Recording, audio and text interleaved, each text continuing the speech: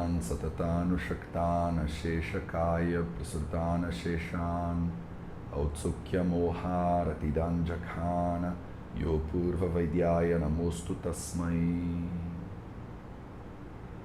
Sejam bem-vindas a mais um vídeo da série Vida Veda nos Samhitas, no canal do Vida Veda no YouTube. Meu nome é Matheus e hoje a gente vai continuar nossa leitura do Ashtanga Hridayam Sutrasthana, capítulo 2, com a leitura do shloka número 23.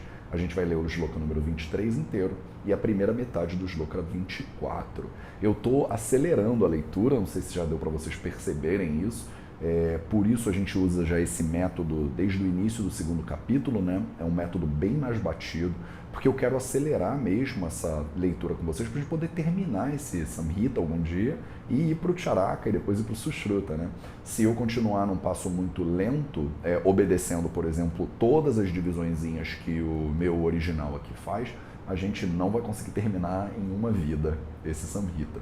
Então hoje a gente vai ler, a gente não vai obedecer mais uma vez, eu já não estou obedecendo faz tempo, as divisões que o meu livro comentado faz, né, dos shlokas, e eu estou juntando e agrupando eles cada vez mais.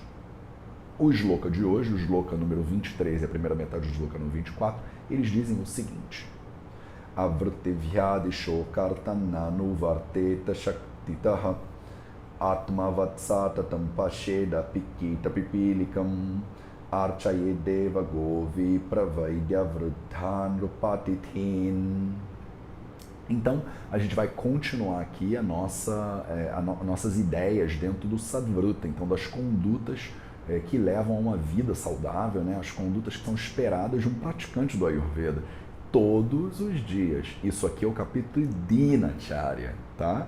Então, é tão esperado de você que você implemente essas condutas de bem viver, digamos assim, essas condutas de ética, quanto você passe óleo no seu nariz, na sua orelha, no seu cabelo e tal e tal. Então, isso aqui é tão dinacharya quanto a Abhyanga é dinacharya, quanto Nasya, ou Pratimarshanasya, é dinacharya. Prestem atenção nesse ponto.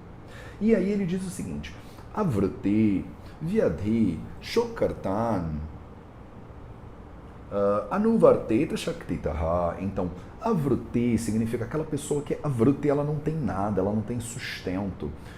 Talvez uma pessoa que não tenha dinheiro, uma pessoa que é pedinte, por exemplo, entraria dentro desse conceito. Vyadhi, a palavra Vyadhi significa uma pessoa doente, né? Uma pessoa que tem uma doença. Shokartan, então Shoka significa sofrimento. Então, uma pessoa que está passando por sofrimento. Essas três tipos de pessoa, a pessoa que é desprovida de bens materiais, uma pessoa que está doente e uma pessoa que está passando por sofrimento. Anuvarteta Shaktitaha, Anuvarteta significa que deve ser servida, deve ser auxiliada, Shaktitaha, com toda a força, com todo o empenho. Então, nós que somos praticantes de Ayurveda, praticantes de Dinacharya de verdade, a gente não pode virar o rosto por uma pessoa que esteja desprovida de bens materiais, que esteja doente ou que esteja passando por sofrimento. É nosso dever servir e tentar ajudar ao máximo, com toda a nossa força, com todo o nosso empenho, todas essas pessoas. E ele continua. Atmavatsatatam pashet api kita pipilikam. Então, kita pipilikam, api também. Então, kita significa os insetos. Pipilikam são as formigas. Então, os insetos e as formigas, kita pipilikam, api também. Satatam, de forma constante, de forma eterna. Atmavat pashet. Atmavat significa de forma controlada, de forma prudente, de forma cuidadosa. Pashet significa observar, significa ver, significa... Sim, observar é a melhor tradução. Então, até, inclusive, api, inclusive os animais, os insetos e as formigas, devem ser observados, devem ser vistos de uma maneira controlada, de uma maneira prudente, de uma maneira cuidadosa. Então, o praticante de Dinacharya, ele deve ter cuidado, inclusive com pequenos animais.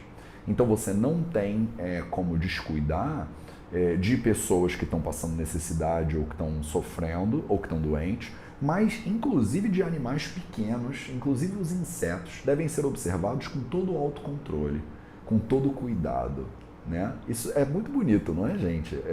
Ele está dizendo para você, então, aqui, está te propondo uma atitude de compaixão com todos os seres. É uma atitude bastante budista, inclusive. Muitos historiadores, né, do Ayurveda sugerem que o Vagbhata ele era um autor budista. Né?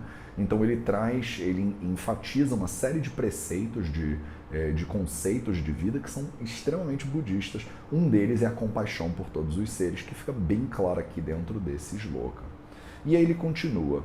Deva, Go, Vipra, Vaidya, Vruddha, Nrupaha, Atithin, Archayet. Então, Arch é um verbo que significa adorar, significa respeitar, significa louvar. Quem é que deve ser respeitado, adorado, louvado? E ele bota uma lista aí de pessoas que devem ser especificamente louvadas e adoradas. A primeira é Deva. Deva pode ser entendido como os deuses ou o Deus. Então, se você é católico, por exemplo, ou católica, você vai dizer aqui que Deva é esse Deus aí, né? O Pai de Cristo seria esse Deus. Se você é budista, por exemplo, Theravada, talvez você diga que isso aí é o universo, né? É aquilo que existe, né? Tudo que existe. Enfim, Deva é essa sensação de algo que está além da gente e que promove a nossa vida, né? De alguma maneira. Go significa a vaca, né? Então as vacas também devem ser adoradas e devem ser respeitadas e louvadas logo depois dos deuses, percebe, né? Então o alto patamar que as vacas são colocadas dentro dessa cultura. E aí a gente vai perguntar, poxa, por que, Mateus? Eles são loucos ou eles são ignorantes, né? Se vocês pararem para pensar bem, dentro de uma cultura tradicional, antigamente, né? Uma vaca, quem tem uma vaca, tem alimento para toda a sua família. Então, o animal, né, a vaca, é um animal que é muito pacífico, né? Ele não impõe dificuldade no contato muito. É um animal bastante domesticado, né? Já quase que naturalmente domesticado, digamos assim. E se você tem uma vaquinha, no momento que ela tem um bezerro, você tem leite, você tem comida, se você algum dia quiser comer isso aí, que não é indicado aqui. Mas ela te dá o leite, te dá o queijo, te dá o creme, te dá o ghee, uma série de elementos usados dentro da cultura védica e dentro do Ayurveda também, que hoje em dia, infelizmente, estão totalmente adulterados e já são contraindicados. Eu, por exemplo, contraindico de forma geral. Mas a vaca, ela tem um papel fundamental até disso dentro da subsistência das famílias, tradicionalmente aqui no subcontinente indiano. Vipra são os sábios, né? Então são aquelas pessoas na sociedade que carregam o conhecimento adiante. Vaidya são os médicos, né? Então os médicos vêm logo depois dos sábios aqui nessa ordem. Vruddha são os mais velhos.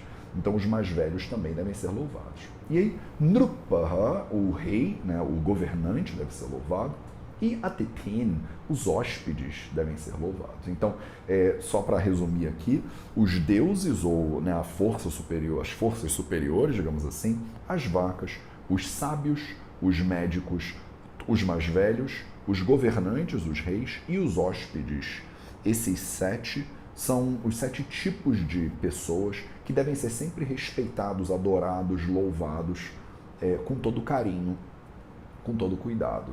Então, além de você servir e de você ajudar quem não tem, quem está sem saúde, quem está passando por sofrimento ou quem é desprovido de bens materiais, você também deve ter todo o cuidado com os pequenos animais, até o pequeno inseto, uma pequena formiga merece o seu cuidado e a sua observação cautelosa e controlada. E além disso, você deveria adorar, louvar e respeitar os deuses, as vacas, os sábios, os médicos, os mais velhos, os governantes e os visitantes, né, os hóspedes. Então aqui eles dizem que Atiti Deva Bhava, os hóspedes são Deus, é um ditado indiano, né? Quando você fica na casa de um indiano, ele deveria te tratar mais do que a uma divindade, digamos assim. E é verdade, isso acontece bastante. Aqueles de vocês que já tiveram a oportunidade de serem hospedados por indianos, né? Eles têm um cuidado assim que é impressionante para alguém da cultura, né? Eu venho do Brasil, do Rio de Janeiro, e é bastante diferente da nossa maneira. Aqui é bastante impressionante como eles fazem. Bom, esse era o shloka que eu queria ler com vocês hoje, e agora vamos para o nosso minutinho de sânscrito. No nosso minutinho de sânscrito hoje, a gente vai continuar com a nossa exploração das consoantes do Devanagari, né, do alfabeto do sânscrito, com duas consoantes que são labiais, que é o P, é P de pato, né, digamos assim, o P e o P. P, P, P, P. Então, o P e o PH é o alpaprana, né, o P de pato mesmo, P, P, P. Quando você toca um lábio no outro, P, P. E o P, quando você toca um lábio no outro e dá uma tossida em cima da pronúncia. Esse P é o P do dosha Kapha. Então você tem o Vata, o Pitta e o Kapha. Percebe? Se você for pronunciar de maneira correta, digamos assim, você não deveria pronunciar Kapha com F. F, F, F. O F, ele é lábio dental. F. E a letra, na verdade, a consoante, ela é P. Ele é Kapha. Ele é Vata, Pitta, Kapha. Como vocês veem, por exemplo, tem um remédio que todos vocês quase conhecem, que é a junção de 3 frutinhas, que se chama 3 frutas. Triphala. A palavra é tripal. A palavra fruta significa pala. É escrita com esse P aí. Então o remédio chama triphala. Triphala. Não é trifala. Fala. Não. O que acontece é que dentro do Hindi, que é a língua mais prevalente dentro do norte da Índia, e dentro do Gujarati, que é a língua que se fala aqui em Gujarat, onde eu moro, eles pronunciam esse P como F, como o F de faísca, né? Sei lá, em português. Então, como a pronúncia dentro do Hindi e dentro do Gujarati é F, muitos professores, e na prática aqui, as pessoas leem e falam Kapha, trifala. Mas dentro do sânscrito, se você estiver estudando sânscrito de maneira mais detida, você deveria pronunciar isso como P, Kappadosha. Bom, esse era o nosso minutinho de sânscrito. Então o seu dever de casa para a semana que vem é pegar essas consoantes e adicionar aí as vogais, né? Então escreva essas consoantes com as vogais, todas que a gente já aprendeu, e a partir de agora tente identificá-las também nos shlokas. E vocês vão ver que vocês vão encontrar isso o tempo inteiro. O P, especialmente, é extremamente usado. O T de tatu, o D de dado e o P de pato são muito usados. Todos os shlokas você vai encontrar um deles. Então tente aí começar a identificar aos pouquinhos essas consoantes. Bom, esse era o shloka e o nosso minutinho de sânscrito que eu queria ver com vocês hoje. Muito obrigado pela presença de todos. Se você está gostando do nosso trabalho, desse trabalho dos Samhitas, se você quiser apoiar o trabalho do Vida Veda, entra lá no apoia.c/VidaVeda e apoia aí o nosso trabalho. Muito obrigado pela sua presença e a gente se vê no próximo vídeo.